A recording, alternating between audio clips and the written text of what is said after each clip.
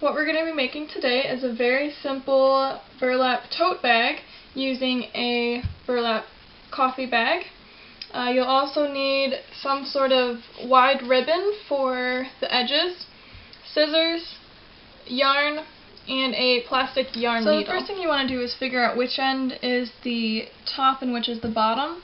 So the top is your open side that's been usually just cut open.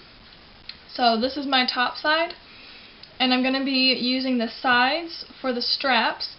So I want to cut out this whole upper middle section.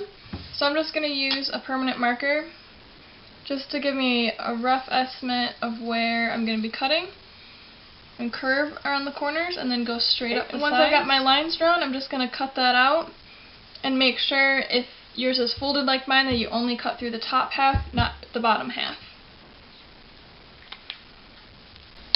Once you have that big middle section cut out, you're just going to go and cut off to where the string is.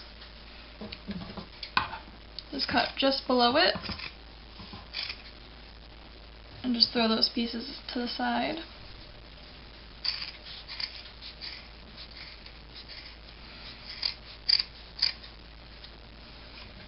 This is going to allow your pieces to open up all the way.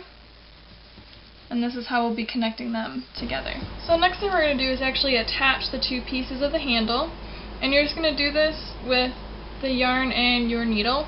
And it doesn't have to look nice because it will be covered up later with the ribbon. So you just want to go across with a straight stitch.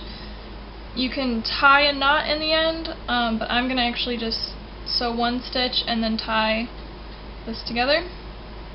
I'm just going to go all the way across with a nice simple straight stitch, and this will just hold these in place while the rest of it gets sewn. So the next thing we're going to do is put the ribbon border on. So you're just going to fold it over, and you want to start right at the top here. And from here you're just going to do whatever kind of stitch you want.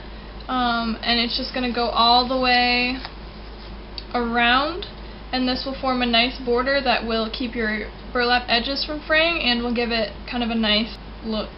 Alright, so once you've finished sewing the whole border on, and I just did mine with a simple overhand stitch, you'll basically be done. I just added one strip going the opposite direction, which hid that seam there. And then you're finished, and you've got a nice big tote bag that you can do pretty much anything with. So there you go.